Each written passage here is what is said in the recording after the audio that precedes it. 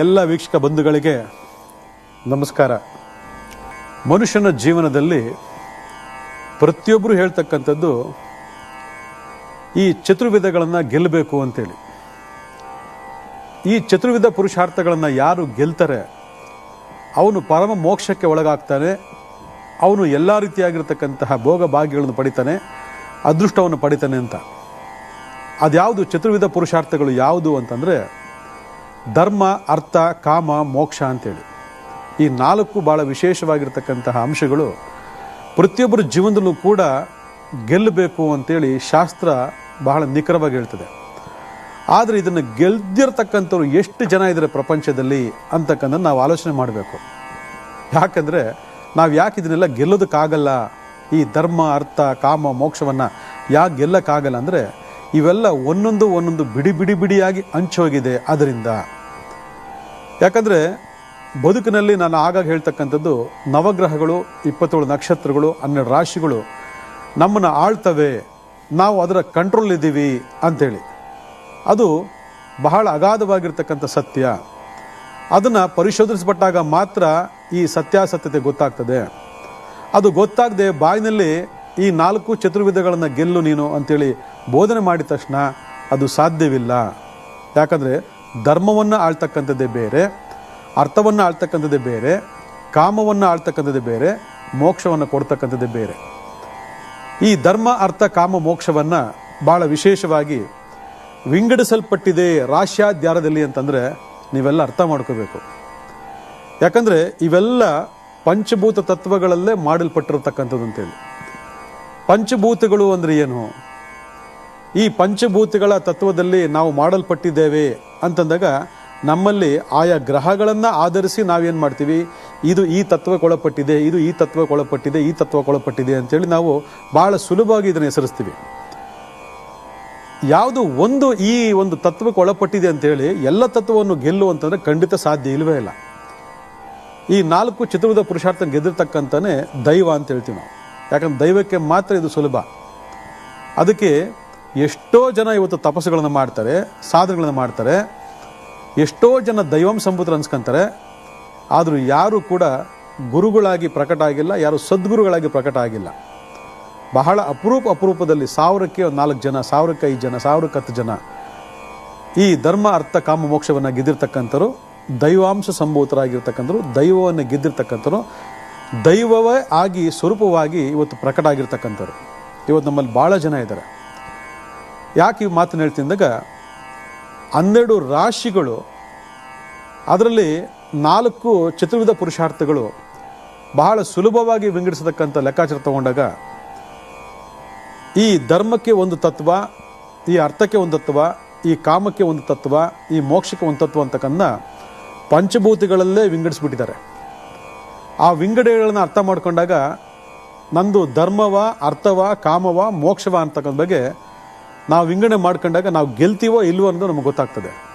ಅದು ಗೊತ್ತಾಗಿಲ್ಲ, ನಮ್ಗೆ ಗೊತ್ತಾಗೋದೇ ಇಲ್ಲ. ಅದರಿಂದ ವಿಶೇಷವಾಗಿ ಇವತ್ತು ಮೇಷ, ಸಿಂಹ, ಧನುರಾಶಿಯವರು ಧರ್ಮ ತತ್ವವನ್ನು ಒಳಗೊಂಡಿದ್ದಾರೆ ಅಂತಂದರೆ ಎಲ್ಲ ಪೆನ್ನು ಪೇಪರ್ ತಗೊಂಡು ಇದನ್ನು ನೋಟ್ ಮಾಡ್ಕೊಳ್ಳಿ. ಮೇಷ, ಸಿಂಹ, ಧನುರಾಶಿಯವರು ಧರ್ಮ ತತ್ವವನ್ನು ಒಳಗೊಂಡಿದ್ದಾರೆ ಅಂದರೆ ಅದರ ಅರ್ಥ ಏನು ಅಂದರೆ ಇದು ಅಗ್ನಿ ತತ್ವ ಅಂತೇಳಿ. ಪಂಚಭೂತಗಳಿಗೂ ಈ ಚತುರ್ವಿಧ ಪುರುಷಾರ್ಥಗಳಿಗೂ ಇರ್ತಕ್ಕಂಥ ಸಂಬಂಧ. ಯಾಕಂದರೆ ಇದನ್ನು ತಿಳ್ಕೊಂಡಿಲ್ಲ ಅಂತಂದಾಗ ನಾವು ಏನೂ ಮಾಡ್ಲಿಕ್ಕೆ ಸಾಧ್ಯನೇ ಆಗೋದಿಲ್ಲ. ನಾನು ಯಾರು, ನಮ್ಮದೇನು, ನನ್ನ ರಾಶಿ ಎಂದು ಗೊತ್ತಾದರೆ ಮಾತ್ರ ನಾವು ಅದನ್ನೆಲ್ಲ ಗೆಲ್ಲೋದಕ್ಕೆ ಸಾಧ್ಯ. ನಮ್ಮಲ್ಲಿ ಗೆಲ್ಲುವಿಕೆಗೆ ಬಹಳ ಅದ್ಭುತವಾಗಿರ್ತಕ್ಕಂಥ ಮಾರ್ಗಗಳಿದ್ದಾವೆ. ಆದರೆ ಕಾರಣಗಳೇ ಗೊತ್ತಿಲ್ಲದೆ ನಾವೇನೂ ಮಾಡಲಿಕ್ಕೆ ಸಾಧ್ಯ ಇಲ್ಲ. ಅದರಿಂದ ಯಾರ್ಯಾರು ಮೇಷ, ಸಿಂಹ, ಧನುರಾಶಿಯಲ್ಲಿ ಹುಟ್ಟಿದ್ದೀರ ಇವರು ಧರ್ಮವನ್ನು ಹೇಳ್ತಕ್ಕಂಥವ್ರು. ಅದಾದಮೇಲೆ ವೃಷಭ, ಕನ್ಯಾ, ಮಕರ ಇವರು ಅರ್ಥತತ್ವವನ್ನು ಹೊಂದಿರತಕ್ಕಂಥವ್ರು. ಅಂದರೆ ಅರ್ಥ ಏನು ಅಂತಂದರೆ ಜಲತತ್ವ. ನೋಡಿದ ಅಗ್ನಿ ತತ್ವ, ಇದು ಜಲತತ್ವ ಅಂತೇಳಿ. ಅದಾದ ವಿಶೇಷವಾಗಿ ಮಿಥುನ, ತುಲಾ, ಕುಂಭ ಈ ರಾಶಿಯವರು ವಿಶೇಷವಾಗಿ ವಾಯುತತ್ವವನ್ನು ಒಳಗೊಂಡಿರ್ತಕ್ಕಂಥವ್ರು ಅಂತೇಳಿ. ಅದಾದಮೇಲೆ ಇನ್ನೊಂದು ವಿಶೇಷವಾಗಿ ಕಟಕ, ವೃಶ್ಚಿಕ ಮತ್ತು ಮೀನ ಜಲತತ್ವವನ್ನು ಹೊಂದಿರತಕ್ಕಂಥವ್ರು. ಈ ಥರ ಒಂದಕ್ಕೆ ಲೆಕ್ಕಾಚಾರಗಳನ್ನು ವಿಶೇಷವಾಗಿ ಈ ಧರ್ಮ, ಅರ್ಥ, ಕಾಮ, ಮೋಕ್ಷ ಅಂತಕ್ಕ ಲೆಕ್ಕಾಚಾರದಲ್ಲಿ ಅಗ್ನಿತತ್ವ, ಜಲತತ್ವ, ವಾಯುತತ್ವ, ಭೂತತ್ವ, ಈ 4 ಚತುರ್ವಿಧನ ವಿಂಗಡಣೆ ಮಾಡಿದಾಗ ಆ ವಿಂಗಡಿಸಲ್ಪಟ್ಟ ಲೆಕ್ಕಾಚಾರ ಯಾಕೆ ಹೇಳ್ತಿದ್ದೀನಿ ಅಂತಂದರೆ, ನಾವು ನಮ್ಮ ಜನ್ಮ ಸಂಖ್ಯೆ ಒಂದು ಅಗ್ನಿತತ್ವವಾಗಿದ್ದರೆ ನಮ್ಮ ಭಾಗ್ಯ ಸಂಖ್ಯೆ ಏನಾಗಿರ್ತದೆ? ವಾಯುತತ್ವವಾಗಿರ್ತದೆ. ನಮ್ಮ ಜನ್ಮ ಸಂಖ್ಯೆ ವಾಯುತತ್ವವಾಗಿದ್ದರೆ ನಮ್ಮ ಭಾಗ್ಯ ಸಂಖ್ಯೆ ಏನಾಗ್ತದೆ? ಭೂತತ್ವವಾಗಿರ್ತದೆ. ಅಥವಾ ನಮ್ಮ ಜನ್ಮ ಸಂಖ್ಯೆ ಭೂತತ್ವವಾಗಿದ್ದು ನಮ್ಮ ಭಾಗ್ಯ ಸಂಖ್ಯೆ ಜಲತತ್ವವಾಗಿರ್ತದೆ. ಹಾಗಿದ್ದಾಗ ಈ ರಾಶಿಗಳನ್ನು ವಿಂಗಡಣೆ ಮಾಡ್ಕೊಂಡೋಗ್ಲೂ ಕೂಡ ಈ ಧರ್ಮ ಅರ್ಥ ಕಾಮ ಮೋಕ್ಷದಲ್ಲಿ ಒಂದಷ್ಟು ಬದಲಾವಣೆಗಳು ನೋಡ್ಬೋದು. ಅದಕ್ಕೆ ಒಬ್ಬರ ಮನಸ್ಸು ಇದ್ದಂಗೆ ಇನ್ನೊಬ್ಬರ ಮನಸ್ಸು ಇರೋದಿಲ್ಲ. ಈ ಧರ್ಮ ಅರ್ಥ ಕಾಮ ಮೋಕ್ಷ ಅಂತಕ್ಕಂತಹ ಈ ಚತುರ್ವಿಧ ಪುರುಷಾರ್ಥಗಳು 12 ರಾಶಿಯಲ್ಲಿ ವಿಂಗಡಿಸಲ್ಪಟ್ಟಿದ್ದರಿಂದ ಆ 12 ರಾಶಿಗಳಲ್ಲಿ ವಿಶೇಷವಾಗಿ ಈ ಪಂಚಭೂತಗಳು ಕೂಡ ವಿಂಗಡಿಸಲ್ಪಟ್ಟಿದ್ದರಿಂದ ಎಲ್ಲ ಮನುಷ್ಯರು ಕೂಡ ಒಂದೇ ತತ್ವದಲ್ಲಿ ಹುಟ್ಟಲಿಕ್ಕೆ ಸಾಧ್ಯ ಇಲ್ಲ. ನಾನು ಆಗಲೇ ಹೇಳ್ದಂಗೆ ಅಗ್ನಿ ತತ್ವ ಒಂದು ಕಡೆ ಆದರೆ ಜಲತತ್ವ ಒಂದು ಕಡೆ, ಜಲತತ್ವ ಒಂದು ಕಡೆ ಆದರೆ ವಾಯುತತ್ವ ಒಂದು ಕಡೆ. ಇದನ್ನೇ ನಾವು ಜನ್ಮ ಸಂಖ್ಯೆ ಮತ್ತು ಭಾಗ್ಯ ಸಂಖ್ಯೆಯಲ್ಲಿ ವಿಂಗಡಣೆ ಮಾಡ್ತೀವಿ.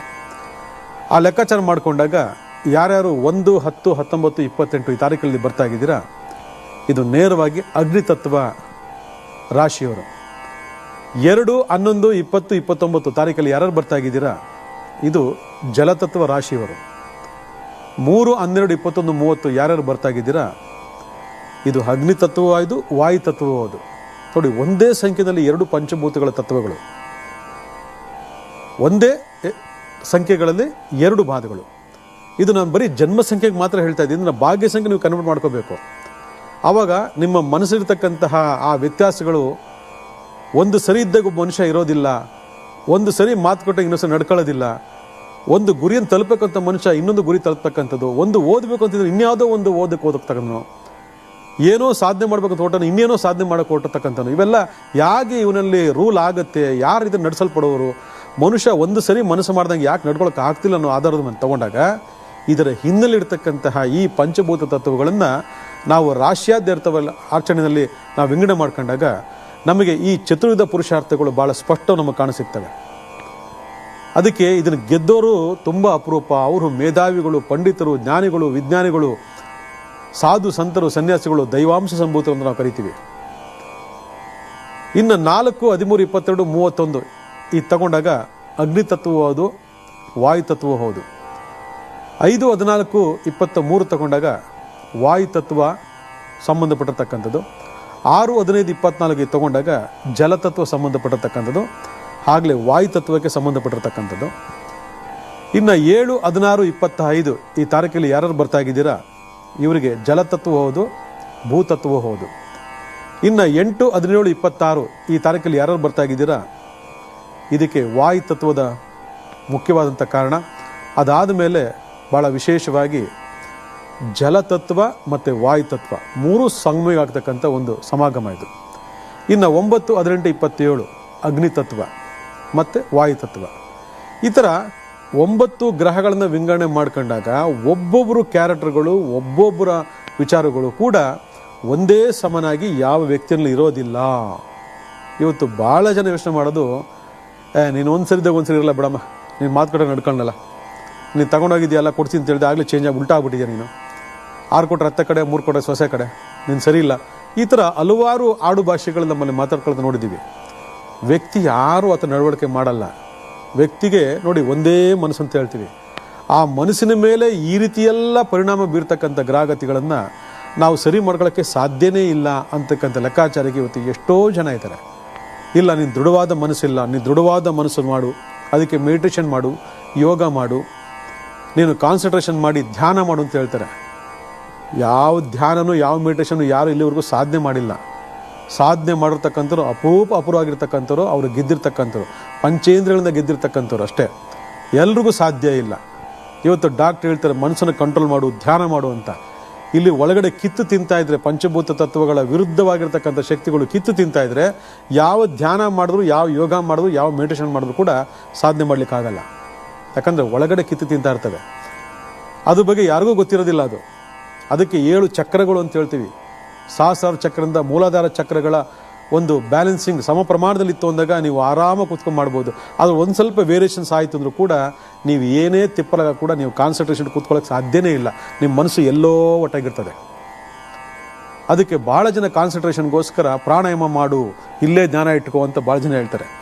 ಆದರೂ ಅವ್ನು ಪ್ರಾಣಾಯಾಮ ಇಲ್ಲಿ ಮಾಡ್ತಿದ್ದರೆ ಮನಸ್ಸು ಇನ್ನೆಲ್ಲೋ ಇರ್ತದೆ. ಮಾಡೋಕ್ಕಾಗಲ್ಲ. ಯಾಕಂದರೆ ಆ ಏರಿಳಿತಗಳ ಪ್ರಮಾಣ ಅತ್ಯಧಿಕವಾಗಿದ್ದಾಗ, ಅಂದರೆ ಅರ್ಥ ಏನಂದರೆ ಇಲ್ಲಿ ಅಗ್ನಿತತ್ವದ ಪ್ರಮಾಣ ಜಾಸ್ತಿ ಇದೆಯಾ, ವಾಯುತತ್ವದ ಪ್ರಮಾಣ ಜಾಸ್ತಿ ಇದೆಯಾ, ಅಥವಾ ಜಲತತ್ವದ ಪ್ರಮಾಣ ಜಾಸ್ತಿ ಇದೆಯಾ, ಅಥವಾ ಭೂತತ್ವದ ಪ್ರಮಾಣ ಜಾಸ್ತಿ ಇದೆಯಾ ಅನ್ನೋದ್ರ ಬಗ್ಗೆ ಯಾರಿಗೂ ಅರಿವಿರೋದೇ ಇಲ್ಲ. ಇದು ಯಾರಿಗೂ ಅರಿವಿಲ್ಲ ಅಂದರೆ ಏನು ಮಾಡೋದು ಅಂತ ನೀವು ಕೇಳಬಹುದು. ಏನು ಮಾಡೋಕ್ಕಾಗಲ್ಲ. ನಾನು ಹಿಂದಿನ ಕಾರ್ಯಕ್ರಮ ಕೂಡ ಹೇಳಿದ್ದೀನಿ, ನಾವು ಈ ಭೂಮಿ ಮೇಲೆ ಇದ್ದೀವಿ, ಈ ಭೂಮಿ ಮೇಲೆ ವಾಸ ಮಾಡ್ತಿದ್ದೀವಿ. ನಮ್ಮೆಲ್ಲರ ಮೇಲೂ ಕೂಡ 70% ಈ ಭೂತತ್ವದ ಪ್ರಭಾವ ಇದೆ ಅಂತ ಭಾಳ ಜನ ಬರೆದಿಟ್ಕೊಂಡಿದ್ದೀರಾ, ಭಾಳ ಜನ ಮರ್ತೋಗಿರ್ತೀರ. ಇನ್ನುಳಿದ ಪ್ರಭಾವಗಳು ನಮ್ಮಲ್ಲಿ ಇಲ್ಲ, ಅಷ್ಟೊಂದು ಪ್ರಭಾವ ಅಧಿಕವಾಗಿಲ್ಲ. ಯಾಕಂದರೆ ನಾವು ಭೂಮಿ ಮೇಲೆ ವಾಸ ಮಾಡ್ತಿದ್ದೀವಿ, ಭೂಮಿ ಮೇಲೆ ನಡಿತೀವಿ, ಭೂಮಿ ಮೇಲೆ ಮಲಗ್ತೀವಿ, ಭೂಮಿ ಮೇಲೆ ತಿಂತೀವಿ, ಭೂಮಿ ಮೇಲೆ ಓಡಾಟ ಮಾಡ್ತೀವಿ. ಅದರಿಂದ ಭೂತತ್ವದ ಪ್ರಭಾವ ನಮ್ಮಲ್ಲಿ ಜಾಸ್ತಿ. ಇನ್ನು ಮಿಕ್ಕ ಪ್ರಭಾವಗಳು ಇರಲ್ಲ. ಭೂತತ್ವ ಪ್ರಭಾವ ಅಂದರೆ ಏನು? ಕುಜ. ಕುಜ ಅಂದ್ರೇನು? ಫೈಟಿಂಗ್ ಮಾಸ್ಟರ್, ಯುದ್ಧ ಗ್ರಹ. ಆ ಹೋರಾಟ, ಆ ಕಿಚ್ಚು, ದ್ವೇಷ, ಅಸೂಯೆ, ಅವಸರ ಇವೆಲ್ಲ ನಮ್ಮಲ್ಲಿ ಬೇರೆ ಗುಣಗಳಿಗಿಂತ ಹೆಚ್ಚಾಗಿದೆ ಅಂತಂದರೆ ಅದು ನಾವೆಲ್ಲ ಒಪ್ಕೋಬೇಕಾಗಿರ್ತಕ್ಕಂಥ ಸತ್ಯ. ಯಾಕಂದರೆ ಅದು ಈ ಭೂಮಿಯ ಒಂದು ಆಡಳಿತಕ್ಕೆ ನಾವೆಲ್ಲ ಒಳಪಟ್ಟಿರೋದ್ರಿಂದ, ಆ ಭೂಮಿಯ ಪ್ರಭಾವಕ್ಕೆ ನಾವು ಒಳಪಟ್ಟಿರೋದ್ರಿಂದ ನಮಗೆ ಇದು ಭಾಳ ಹೆಚ್ಚಾಗಿ ಕಾಣ್ತದೆ. ಆದರೆ ಯಾರು ಇದನ್ನು ಒಪ್ಕೊಳ್ಳೋಕ್ಕೆ ರೆಡಿ ಇಲ್ಲ. ಯಾಕಂದರೆ ವಿಶೇಷವಾಗಿರ್ತಕ್ಕಂತಹ ಲೆಕ್ಕಾಚಾರಗಳಲ್ಲಿ ನಾವು ಯಾವುದೇ ಆದಂಥ ಒಂದು ಲೆಕ್ಕಾಚಾರವನ್ನು ಅಳತೆಗೋಲ ತಗೋಬೇಕು ಅಂದಾಗ ಈ ಅಧ್ಯಯನ ಬಹಳ ಬಹಳ ಮುಖ್ಯ. ಇಲ್ಲಾಂದರೆ ನಮಗೆ ಗೊತ್ತೇ ಆಗಲ್ಲ. ಹೌದಾ ಅಂತ ಕೇಳ್ತೀವಿ. ಇದನ್ನು ಒಪ್ಕೊಳ್ಳೇಬೇಕು ನಾವು. ಅದಕ್ಕೆ ಎಲ್ಲರಲ್ಲೂ ದ್ವೇಷ, ಹಠ, ಕಿಚ್ಚು, ಭೂಮಿ ಭೂಮಿ ಭೂಮಿ ಆಸ್ತಿ, ಸಂಪತ್ತು, ಒಡವೆ, ವಸ್ತ್ರ, ಇದ್ರ ಬಗ್ಗೆ ಹೋರಾಟ ಜಾಸ್ತಿ. ಸಂಬಂಧಗಳಿಗೆ ಬೆಲೆನೇ ಇಲ್ಲ ಇಲ್ಲಿ. ಇದಕ್ಕೆ ಮುಕ್ಕಾಲು ಭಾಗ ಇವತ್ತು ಹೋರಾಟ ಮಾಡ್ತಿರೋದು. ಇವತ್ತು ಮುಕ್ಕಾಲು ಭಾಗ ಕೋರ್ಟ್ ಕೇಸ್ ಹಾಕಿರೋದು ಇದಕ್ಕೋಸ್ಕರನೇ. ಯಾಕಂದರೆ ಎಲ್ಲರಲ್ಲೂ ಇದೇ ಆಸ್ತಿ ಜಾಸ್ತಿ. ಯಾಕಂದರೆ ಭೂತತ್ವ ಏನು ಮಾಡೋಕ್ಕಾಗಲ್ಲ. ನಾವು ಇಲ್ಲಿದ್ದೀವಿ, ನಾವು ಆಕಾಶದಲ್ಲಿ ವಾಸ ಮಾಡೋಕ್ಕಾಗ್ತದಾ? ಅಲ್ಲಿ ವಾಸ ಮಾಡೋಕ್ಕಾಗಲ್ಲ, ನಾವು ಇಲ್ಲೇ ಅನುಭವಿಸ್ಬೇಕು. ಆದರೆ ಪರಿವರ್ತನೆ ಜಗದ ನಿಯಮ ಅಂತ ಕೃಷ್ಣ ಹೇಳಿದ್ದಾನೆ. ಆ ಪರಿವರ್ತನೆ ಜಗದ ನಿಯಮ ಅಂತ ಹೇಗೆ ಮಾಡಬೇಕು ಅಂದಾಗ ಈ ಶಾಸ್ತ್ರದ ಈ ಉಲ್ಲೇಖಗಳನ್ನೆಲ್ಲ ಅರ್ಥ ಮಾಡಿಕೊಂಡು ನಾವೇನು ಮಾಡಬೇಕು, ಕೆಲವು ನಿರ್ದಿಷ್ಟವಾದಂತಹ ಲೆಕ್ಕಾಚಾರವನ್ನು ನಮ್ಮ ಜೀವನ ಅಳವಡಿಸ್ಕೊಳ್ಬೇಕು. ಅದೇ 159 ಜನ್ಮಲಗ್ನ, ಪೂರ್ವ ಪುಣ್ಯಸ್ಥಾನ ಮತ್ತು ಭಾಗ್ಯಸ್ಥಾನ. ಇದನ್ನು ಕೂಡ ನಾವು ಮಾಡಲಿಕ್ಕಾಗಲ್ಲ. ಯಾಕಂದರೆ ಇದು ಭಗವಂತ ಕೊಟ್ಟಿರೋದು. ನಮ್ಮ ಪೂರ್ವಾನುಸಾರ ಕರ್ಮಾನುಸಾರ ಭಗವಂತ ಸೃಷ್ಟಿಕರ್ತ ಕೊಡ್ತಕ್ಕಂಥದ್ದು. ಆದರೆ ಇದಕ್ಕೆ ಮೀರಿ ಇನ್ನೊಂದಿದೆ, ಪರಿಹಾರ ಅಂತ ಕೇಳ್ತಿದ್ರಲ್ಲ. ಇದರಲ್ಲಿ ಈ ಜನ್ಮದೋಷಗಳನ್ನು ಅಂದರೆ ಲಗ್ನದ ಜನ್ಮದೋಷಗಳು ಮತ್ತು ಪೂರ್ವ ಪುಣ್ಯದ ಜನ್ಮದೋಷಗಳು ಮತ್ತು ಭಾಗ್ಯದ ಜನ್ಮದೋಷಗಳನ್ನು ಪರಿವರ್ತನೆ ಮಾಡ್ಕೊಳ್ಳೋದಕ್ಕೆ ವೈದಿಕ ಧರ್ಮದಲ್ಲಿ ಹಲವಾರು ಮಾರ್ಗೋಪಾಯಗಳಿದ್ದಾವೆ. ಅದನ್ನು ಮಾಡ್ಕೊಳ್ಳೋಂಥ ಮನಸ್ಥಿತಿ ನಿಮ್ಗೆ ಬರಬೇಕಷ್ಟೇ. ಯಾಕಂದ್ರೆ ಬದಲಾವಣೆ ಆಗಬೇಕಂದ್ರೆ ಮಾಡಲೇಬೇಕು. ಇಲ್ಲಾಂದರೆ ಇದೇ ರೀತಿ ನಿಂತ ನೀರಾಗಿರ್ತಿರೋ ಹೊರತು, ಒಡೆದೋಗೋ ಗುಳ್ಳೆ ಆಗಿರ್ತಿರೋ ಹೊರತು, ತೇಲ್ತಾ ಇರೋ ಗುಳ್ಳೆ ಆಗಿರ್ತಿರೋ ಹೊರತು ಪರ್ಮನೆಂಟಾಗಿರ್ತಕ್ಕಂಥ ಗುಳ್ಳೆ ಆಗಿ ಸಾಧ್ಯನೇ ಇಲ್ಲ. ಅರ್ಥ ಮಾಡ್ಕೊಳ್ಳಿ. ಆದರೆ ಈಗ ನಾನು ಹೇಳ್ತಕ್ಕಂತಹ ಲೆಕ್ಕಾಚಾರಗಳು ಏನಂತಂದರೆ ಈ 159 ನಾವು ಸರಿ ಮಾಡ್ಕೊಳ್ಳೋಕೆ ಆಗ್ತೀವೋ ಬಿಡ್ತೀವೋ ಅದು ಬೇರೆ ವಿಷಯ. ಆದರೆ ಬಹಳ ಸುಲಭವಾಗಿ ನಮಗೆ ಇನ್ನೊಂದು ಕೊಟ್ಟಿದ್ದಾನೆ ಭಗವಂತ. ಅಂದರೆ ಅದು ನಮ್ಮ ಬರ್ತ್ ನಂಬರ್ ಮತ್ತು ಫ್ಯೂಚರ್ ನಂಬರ್ ಮತ್ತು ನೇಮ್ ನಂಬರ್. ಈ ಬರ್ತ್ ನಂಬರ್ ಮತ್ತು ಫ್ಯೂಚರ್ ನಂಬರ್ನಲ್ಲಿ ನಾನು ಇವಾಗ ಹೇಳ್ದಂತಹ ಪಂಚಭೂತಗಳ ಒಂದು ವಿಚಾರಗಳನ್ನು ನೀವು ವಿಂಗಡಣೆ ಮಾಡ್ಕೋಬೇಕು. ಇದನ್ನು ವಿಂಗಡಣೆ ಮಾಡ್ಕೋಬೇಕು ಅಂದಾಗ ಪಂಚಭೂತಗಳದ್ದು ವೈರತ್ವ ಇದೆ ಅನ್ನೋ ಆಧಾರವನ್ನು ನೀವು ತಿಳ್ಕೋಬೇಕು. ಪಂಚಭೂತಗಳದ್ದು ವೈರತ್ವ ಹೇಗೆ ಸಾಧ್ಯ ಅಂತ ನೀವು ಕೇಳ್ಬೋದು. ಹೌದು, ಅಗ್ನಿಗೂ ಜಲಕ್ಕೂ ಆಗಲ್ಲ, ವಾಯುಗೂ ನೀರಿಗೂ ಆಗಲ್ಲ. ನೋಡಿ ಎಷ್ಟು ಈ ಸಂಬಂಧಗಳೆಲ್ಲ ನಿಮಗೆ ಗೊತ್ತಿದೆ. ಆದರೆ ಅದನ್ನು ಕೇಳೋಕ್ಕಷ್ಟೇ ಹಿತವಾಗಿರುತ್ತೆ ನಿಮಗೆ. ಅದನ್ನು ಪರಿಪಾಲನೆ ಮಾಡ್ಕೊಳ್ಳೋದಕ್ಕೆ ಅಥವಾ ಅಳವಡಿಸ್ಕೊಳ್ಳೋದಕ್ಕೆ ನಿಮಗೆ ಲೆಕ್ಕಾಚಾರಗಳಲ್ಲಿ ಇಂಟ್ರೆಸ್ಟ್ ಇರಲ್ಲ. ಏನೋ ಹೇಳ್ತಾರೆ ನೋಡೋಣ ಅಂತಾರೆ. ಅದು ಇದನ್ನು ಲೆಕ್ಕಾಚಾರ ಮಾಡಿ ನೋಡ್ಕೊಳ್ಳಿ. ಈಗ ಜನ್ಮ ಸಂಖ್ಯೆ 1, ಭಾಗ್ಯ ಸಂಖ್ಯೆ 8 ಅಂತ ಹೇಳ್ತೀವಿ. ಜನ್ಮ ಸಂಖ್ಯೆ 1, ಭಾಗ್ಯ ಸಂಖ್ಯೆ 8 ಅಂದರೆ ಏನು? ಒಂದು ಅಗ್ನಿ ತತ್ವ, ಒಂದು ವಾಯು ತತ್ವ. ಅಗ್ನಿ ವಾಯು ಏನು? ವೈರತ್ವ. ಅಗ್ನಿ ಜೊತೆಗೆ ವಾಯು ಸೇರ್ತು ಅಂದರೆ ಅಗ್ನಿ ಕಿತ್ಕೊಂಡು ಹೋಗ್ತದೆ, ಹಂಗೆ ಜಾಸ್ತಿ ಆಗ್ತಾ ಹೋಗುತ್ತೆ. ಯಾವುದು? ಅಗ್ನಿ. ಈ ಕಾಂಬಿನೇಷನ್ಲಿ ಉಟ್ಬಿಟ್ಟು ನಿಮ್ಮ ನೇಮ್ ನಂಬರ್ನು ಕೂಡ 8ನೇ ನಂಬರ್ ಇಟ್ಕೊಂಡ್ರೆ ಏನಾಯಿತು? ಅಗ್ನಿ ತತ್ವಕ್ಕೆ ವಾಯು ತತ್ವ ಇನ್ನೂ ಜಾಸ್ತಿ ಆಯಿತು. ವೆರಿ ಸಿಂಪಲ್ ಕ್ಯಾಲ್ಕುಲೇಷನ್ ನಿಮ್ಗೆ ಹೇಳ್ಕೊಡ್ತಾ ಇರೋದು. ಅಗ್ನಿ ತತ್ವಕ್ಕೆ ವಾಯು ತತ್ವ ಇನ್ನೂ ಜಾಸ್ತಿ ಆಯಿತು. ಆಲ್ರೆಡಿ ಇದೆ, ಮತ್ತೆ ಜಾಸ್ತಿ ಆಯಿತು. ಅಲ್ಲಿಗೆ 1 and 8 ಡೆಡ್ ಎಗನೆಸ್ಟ್ ಕಾಂಬಿನೇಷನ್, ಅಲ್ಲಿಗೆ ನೇಮ್ ನಂಬರು ಕೂಡ ನಿಮಗೆ ಡೆಡ್ ಎಗನೆಸ್ಟ್ ಕಾಂಬಿನೇಷನ್. ಅವಾಗ ಜೀವನ ಏನಾಗ್ತದೆ, 1, 5, 9 1 ಕರೆಕ್ಟ್ ಆಗಿದೆ, 5 ಮತ್ತು 9 ಹಾಳಾಗೋಯ್ತು. ಇನ್ನು ಜೀವನದಲ್ಲಿ ಯಾಕೆ ಉದ್ಧಾರ ಆಗ್ತೀರಾ? ಪಂಚಭೂತ ತತ್ವಗಳಲ್ಲಿ ನಾವು ಜನಿಸಿದಾಗ ನಮ್ಮ ಜನ್ಮ ಸಂಖ್ಯೆ, ಭಾಗ್ಯ ಸಂಖ್ಯೆ, ಪಂಚಭೂತ ತತ್ವದಲ್ಲಿ ವೈರತ್ವ ಮಿತ್ರತ್ವ ಕೂಡಿದ್ದಾಗ, ನಮ್ಮ ನಾಮಬಲದ ಸಂಖ್ಯೆ ಏನಾದರೂ ಇದೆರಡಕ್ಕೆ ವೈರತ್ವದಿಂದ ಕೂಡಿದ್ದಾಗ ಅಥವಾ ಮಿತ್ರತ್ವ ಕೂಡಿದಾಗ ಅದೃಷ್ಟ ದುರದೃಷ್ಟಗಳನ್ನು ನಾವು ನೋಡ್ಬೋದು ಅಂತೇಳಿ ಇಂದಿನ ಭಾಗಗಳಲ್ಲಿ ನಾವು ಮಾತಾಡ್ಕೊಂಡ್ವಿ. ಇದು ಬಹಳ ಪ್ರಮುಖವಾಗಿರ್ತಕ್ಕಂಥ ಭಾಗ. ಜಾತದಲ್ಲಿರ್ತಕ್ಕಂತಹ 1, 5, 9 ಬಗ್ಗೆ ಯಾರು ಗೊತ್ತಿಲ್ಲ ಅವ್ರು ಎಲ್ಲರೂ ಕೂಡ ನಿಮ್ಮ ಜನ್ಮ ಸಂಖ್ಯೆ, ಭಾಗ್ಯ ಸಂಖ್ಯೆ ಯಾವ ತತ್ವಕ್ಕೆ ಒಳಪಟ್ಟಿದೆ ಅನ್ನೋದ್ರ ಬಗ್ಗೆ ಒಂದು ಚೂರು ಗಮನ ಹರಿಸಿ, ಅದಾದಮೇಲೆ ನಿಮ್ಮ ನಾಮಬಲ ಸಂಖ್ಯೆ ಯಾವ ತತ್ವಕ್ಕೆ ಒಳಪಟ್ಟಿದೆ ಅನ್ನೋದ್ರ ಬಗ್ಗೆ ಗಮನ ಕೊಡಿ. ಯಾಕಂದರೆ ನಾನು ಹಾಗೆ ಹೇಳ್ದಂಗೆ ಸೂರ್ಯನಿಗೂ ಶನಿಗೆ ಆಗ್ಬರೋದಿಲ್ಲ. ಸೂರ್ಯ ಅಗ್ನಿ ತತ್ವ, ಶನಿ ವಾಯು ತತ್ವ. ಹಾಗೆಯೇ ಚಂದ್ರನಿಗೂ ಮಂಗಳನಿಗೂ ಆಗ್ಬರಲ್ಲ. ಚಂದ್ರ ಜಲತತ್ವ, ಮಂಗಳ ಅಗ್ನಿ ತತ್ವ. ಈ ರೀತಿ ಒಂದೊಂದು ಕಾಂಬಿನೇಷನ್ಗಳು ಕೂಡ ಭಾಳ ವಿಶೇಷವಾಗಿ ನಾವು ಹುಟ್ಟಿದಾರಭ್ಯ ನಮಗೆ ಬೇಕು ಅಂತ ನಾವೇನು ಕೇಳ್ಕೊಂಬರಲ್ಲ. ಅದು ಹುಟ್ಟುತ್ತೆ, ಅದು ಕರ್ಮ ಫಲಗಳ ಆಧಾರದಲ್ಲಿ. ಪುಣ್ಯಪದ ಆಧಾರದಲ್ಲೂ ಕೂಡ ನಮಗೆ ಜೀವನ ಸಾಕಷ್ಟು ಸಂತೋಷಮಯವಾಗಿರ್ತದೆ, ಎಲ್ರಿಗೂ ಅಲ್ಲ. ಆದರೆ ಕಷ್ಟಮಯ, ದುಃಖಮಯವಾದಂಥ ಜೀವನದಲ್ಲಿ, ಏನು ಅಭಿವೃದ್ಧಿಯೇ ಇಲ್ದಿರ್ತಕ್ಕಂಥ ಜೀವನದಲ್ಲಿ ನಮ್ಮಲ್ಲಿ ವ್ಯತ್ಯಾಸಗಳನ್ನು ಗುರುತಿಸಿ ಯಾವ ಭಾಗದಿಂದ ವ್ಯತ್ಯಾಸ ಆಗಿದೆ, ಯಾವುದು ಮಿತ್ರತ್ವ ಯಾವುದು ಶತ್ರುತ್ವ ಅಂತ ತಿಳ್ಕೊಂಡು, ಏನಾದರೂ ಜನ್ಮ ಸಂಖ್ಯೆ ಭಾಗ್ಯ ಸಂಖ್ಯೆ ಏನಾದರೂ ವೈರತ್ವ ಇದ್ದರೆ, ಇನ್ ಕೇಸ್ ಜನ್ಮ ಸಂಖ್ಯೆ 1 ಭಾಗ್ಯ ಸಂಖ್ಯೆ 8, ಜನ್ಮ ಸಂಖ್ಯೆ 1 ಭಾಗ್ಯ ಸಂಖ್ಯೆ 4, ಜನ್ಮ ಸಂಖ್ಯೆ 1 ಭಾಗ್ಯ ಸಂಖ್ಯೆ 6, ಈ ಥರ ಏನಾದರೂ ವೈರತ್ವದಿಂದ ಕೂಡಿದಂಥ ಪಕ್ಷದಲ್ಲಿ ನಾವು ಈ ಎರಡಕ್ಕೂ ವೈರತ್ವಕ್ಕೆ ಇರತಕ್ಕಂತಹ ಒಂದು ಸಂಬಂಧವನ್ನು ಬಿಟ್ಟು ನಾವು ಎರಡಕ್ಕೂ ಮಿತ್ರತ್ವ ಅಂತಕ್ಕಂಥ ಸಂಬಂಧದಲ್ಲಿ ನಮ್ಮ ನೇಮ್ ನಂಬರ್ ಇಟ್ಕೊಂಡಾಗ ಈ ನೇಮ್ ನಂಬರ್ ಅಂತಕ್ಕಂಥದ್ದು ಭಾಗ್ಯಸ್ಥಾನವಾಗಿ ಕೆಲಸ ಮಾಡ್ತದೆ. ಇದೇ 1, 5, 9 ಬರ್ತ್ ನಂಬರ್, ಫ್ಯೂಚರ್ ನಂಬರ್ ಮತ್ತು ನೇಮ್ ನಂಬರ್. ಇದು 1, 5, 9. ಇದರ ಬಗ್ಗೆ ಯಾರಿಗೂ ಇದ್ರ ಬಗ್ಗೆ ಅರಿವಿಲ್ಲ. ಸುಮ್ಮನೆ ಅಸಲಿಟ್ಕೊಳ್ಳಿ, ಇಷ್ಟಲಿಟ್ಕೊಳ್ಳಿ, ಇದ್ರ ಮಾಡಿ ಅದು ಮಾಡಿ ಅಂತ ಹೇಳ್ತಾರೆ. ಆದರೆ ಒಂದು ನೇಮನ್ನು ಇಡಬೇಕು ಅಂದಾಗ ಪಂಚಭೂತ ತತ್ವಗಳನ್ನು ಆಧರಿಸಿ ಮಿತ್ರತ್ವ ಶತ್ರುತ್ವವನ್ನು ನೋಡ್ಕೊಂಡು ನಾವು ಇಡಬೇಕು. ಯಾಕಂದರೆ ಈಗ 1ನೇ ತಾರೀಕು ನೀವೇನು ಹುಟ್ಟಿತು ಅಂದಾಗ ನಿಮಗೆ 8ನೇ ನಂಬರಲ್ಲೇ ನೇಮ್ ಬಂದು ಕೂಡ್ಕೊಂಡಿರ್ತೀರಿ, ನಿಮ್ಗೆ ಗೊತ್ತೇ ಆಗಲ್ಲ. ನಿಮಗೆ ಅದು ಏನಾಗುತ್ತೆ, ಭಾಳ ವಿಶೇಷವಾಗಿ ನಿಮ್ಗೆ ಕೆಲಸ ಮಾಡೋದು ಏನಂತಂದರೆ, ಈಗ 1 and 6 ಕಾಂಬಿನೇಷನ್ ಹುಟ್ಟಿರ್ತಾರೆ ಅಂದ್ಕೊಳ್ಳಿ. 1 and 6 ಕಾಂಬಿನೇಷನ್ ಏನು, ಅಗ್ನಿ ತತ್ವ ಮತ್ತು ಭೂತತ್ವ. ಈ ಅಗ್ನಿ ತತ್ವ ಭೂತತ್ವದಲ್ಲಿ ವಾಯುತತ್ವ ಸೇರ್ಕೊಂಡ್ರೆ ಏನಾಗ್ತದೆ ನೀವು ಅರ್ಥ ಮಾಡ್ಕೊಳ್ಳಿ. ಅಲ್ಲಿಗೆ ಇವೆಲ್ಲ ಲೆಕ್ಕಾಚಾರಗಳನ್ನ ಸಮ್ಮಿಲನ ಮಾಡ್ಕೊಂಡಾಗ ನಾವು ಎಲ್ಲೋ ಒಂದು ಕಡೆ ಎಡುತ್ತಾ ಇದ್ದೀವಿ, ನಮ್ಮ ನಾವು ಸರಿ ಮಾಡ್ಕೊತಾ ಇಲ್ಲ. ವಿಧಿ ಹೇಗೆ ನಮ್ಮನ್ನು ನಿರ್ಮಿಸಿದೆಯೋ ಅದೇ ರೀತಿ ನಾವು ಹೋಗ್ತಾ ಇದ್ದೀವಿ. ಅಲ್ಲಿ ಶತ್ರುತ್ವದ ಪ್ರಭಾವವೇ ಜಾಸ್ತಿ ಇರೋದ್ರಿಂದ, ನಕಾರಾತ್ಮಕ ಶಕ್ತಿಗಳು ಜಾಸ್ತಿ ಇರೋದ್ರಿಂದ ನಮ್ಮ ಜೀವನದಲ್ಲಿ ಅಭಿವೃದ್ಧಿ ಕಾಣ್ತಾ ಇಲ್ಲ, ಜೀವನದಲ್ಲಿ ಏಳಿಗೆ ಆಗ್ತಾ ಇಲ್ಲ, ನಾವು ಅಂದ್ಕೊಂಡಿದ್ದು ಆಗ್ತಾ ಇಲ್ಲ. ಏನೋ ಒಂದು ನಡೀತಾ ಇದೆ, ಮೇಲ್ಮಟ್ಟಕ್ಕೆ ಹೋಗಕ್ಕೆ ಆಗ್ತಾ ಇಲ್ಲ, ಜೀವನದಲ್ಲಿ ಶುಭ ಕಾರ್ಯಗಳಾಗ್ತಾ ಇಲ್ಲ. ಇವೆಲ್ಲ ಲೆಕ್ಕಾಚಾರಗಳು ಇದ್ದ ಪಕ್ಷದಲ್ಲಿ ನಮ್ಮ ನೇಮ್ ನಂಬರೇ ನಮ್ಮ ಭಾಗ್ಯಸ್ಥಾನವನ್ನು ಹಾಳು ಮಾಡಿಬಿಡ್ತದೆ. ನಮಗೇನು ಭಾಗ್ಯ ಸಿಗಬೇಕು ಅದನ್ನು ಹಾಳು ಮಾಡಿಬಿಡ್ತದೆ ಅಂತಂದಕ್ಕೆ ಇವತ್ತು ನಾಮ ಬದಲಾವಣೆ ಅಂತಕ್ಕಂಥದ್ದು ನ್ಯೂಮರಾಲಜಿ ಸಂಖ್ಯಾಶಾಸ್ತ್ರದಲ್ಲಿ ಪ್ರಮುಖವಾದಂಥ ಭಾಗ ಆಯಿತು. ಆದರೆ ಇದು ದುರ್ಬಳಕೆ ಆಯ್ತಾ ಇದು ಎಷ್ಟೋ ಜನಗಳಲ್ಲಿ ನಿಖರವಾದಂತಹ ಲೆಕ್ಕಾಚಾರದಲ್ಲಿ ಯಾವ ರೀತಿ ನೇಮ್ ಇಟ್ಕೋಬೇಕು ಅನ್ನೋದ್ರ ಬಗ್ಗೆ ಗೊತ್ತಾಗಲೇ ಇಲ್ಲ. ಈಗ ಸೂರ್ಯನೂ ಚೇಂಜ್ ಮಾಡೋಕ್ಕಾಗಲ್ಲ, ಶುಕ್ರನೂ ಚೇಂಜ್ ಮಾಡೋಕ್ಕಾಗಲ್ಲ. ಆದರೆ ಭಾಗ್ಯಸ್ಥಾನದಲ್ಲಿ ಇರ್ತಕ್ಕಂಥ ನೇಮ್ ನಂಬರನ್ನು ನಾವು ಆರಾಮಾಗಿ ಚೇಂಜ್ ಮಾಡ್ಬೋದು. ಒಂದು ಗ್ರಹಕ್ಕೆ 2 ಶತ್ರು ಸಂಖ್ಯೆಗಳಾಗಿದ್ದಾಗ ಮಿತ್ರನಿಗಿಂತ ಶತ್ರು ಸಂಖ್ಯೆಗಳ ಪ್ರಭಾವ ಇಲ್ಲಿ ಜಾಸ್ತಿ ಆಯಿತು. ಯಾರು 1ನೇ ನಂಬರ್ಗೆ 6ನೇ ನಂಬರು ಆಗೋದಿಲ್ಲ, 8ನೇ ನಂಬರು ಆಗ್ಬರೋದಿಲ್ಲ. ಅಲ್ಲಿಗೆ 1, 6, 8 ಆಯಿತು ಅಂದಾಗ ಜನ್ಮಲಗ್ನ ಸ್ಟ್ರಾಂಗ್ ಆಗಿದೆ, ಪೂರ್ವ ಪುಣ್ಯಸ್ಥಾನ ಮತ್ತು ಭಾಗ್ಯಸ್ಥಾನ ಹಾಳಾಗೋಯ್ತು. ಈ ರೀತಿ ಇದ್ದಾಗ ಯಾರು ನಿಮ್ಮನ್ನು ಸರಿ ಮಾಡ್ತಾರೆ? ನಮ್ಮನ್ನು ನಾವು ಸರಿ ಮಾಡ್ಕೋಬೇಕು. ಅದಕ್ಕೆ ಪಂಚಭೂತ ತತ್ವಗಳು ಇದು ಬಹಳ ಮುಖ್ಯ. ಇದಾಯ್ತಲ್ವಾ? ನೆಕ್ಸ್ಟ್ ಇವತ್ತು ಬಹಳ ಪ್ರಮುಖವಾದಂಥ ಒಂದು ಕಮ್ಯುನಿಕೇಷನ್ ಸಂಪರ್ಕ ಅಂತಂದಾಗ ನಮ್ಮದು ಮೊಬೈಲ್ ಅಂತ ಹೇಳ್ತೀವಿ. ಆ ಮೊಬೈಲ್ ನಂಬರ್ ಟೋಟಲ್ ಮಾಡಿದಾಗ ನಿಮ್ಮ ಜನ್ಮ ಸಂಖ್ಯೆ ಮತ್ತು ಭಾಗ್ಯಕ್ಕೆ ಸೂಟಬಲ್ ಆಗ್ತಕ್ಕಂಥ ಸಂಖ್ಯೆ ಇರಬೇಕು. ಅಂದರೆ ನಿಮ್ಮ ಪಂಚಭೂತ ತತ್ವಗಳಲ್ಲಿ ಮಿತ್ರತ್ವ ತತ್ವಕ್ಕೆ ಒಳಪಟ್ಟಿರಬೇಕು ನಿಮ್ಮ ಮೊಬೈಲ್ ನಂಬರ್. ಇದು 2ನೇದು. 3ನೇದು, ನೀವು ಚಲಿಸ್ತಕ್ಕಂತಹ, ನೀವು 24 ಗಂಟೆ ಅಲ್ಲ, ಎಷ್ಟೋ ಗಂಟೆಗಳು, ಎಷ್ಟೋ ವರ್ಷಗಳ ಕಾಲ ನೀವು ಸಂಪರ್ಕ ಇರ್ತಕ್ಕಂಥ ವಾಹನದ ಸಂಖ್ಯೆ, ಅದು ನಿಮ್ಮ ಈ ಜನ್ಮ ಸಂಖ್ಯೆ ಭಾಗ್ಯ ಸಂಖ್ಯೆಗೆ ಭಾಳ ವಿಶೇಷವಾದಂತಹ ಭಾಗ್ಯ ಸಂಖ್ಯೆಯಾಗಿ ಕೆಲಸ ಮಾಡಬೇಕು. ಇದು ಎಲ್ಲವೂ ಯಾವುದೂ ಇಲ್ಲ ಅಂದರೆ ಅಕೌಂಟ್ ನಂಬರ್. ಆ ಅಕೌಂಟ್ ನಂಬರು, ಯಾಕಂದರೆ ದುಡ್ಡು ಇವತ್ತೆಲ್ಲ ಡಿಜಿಟಲ್ ಮಾಧ್ಯಮ ಆಗೋಗಿದೆ. ಯಾರು ನೋಡಿದ್ರು ಆನ್ಲೈನ್ ಅಂತ ಹೇಳ್ತಿರ್ತಾರೆ, ಡಿಜಿಟಲ್ ಪೇಮೆಂಟ್ ಅಂತ ಹೇಳ್ತಿರ್ತಾರೆ. ಯಾರು ದುಡ್ಡು ಇಟ್ಕೊಳ್ಳಲ್ಲ, ಆ ದುಡ್ಡು ಕಾಲ ಮುಗೀತಲ್ಲ.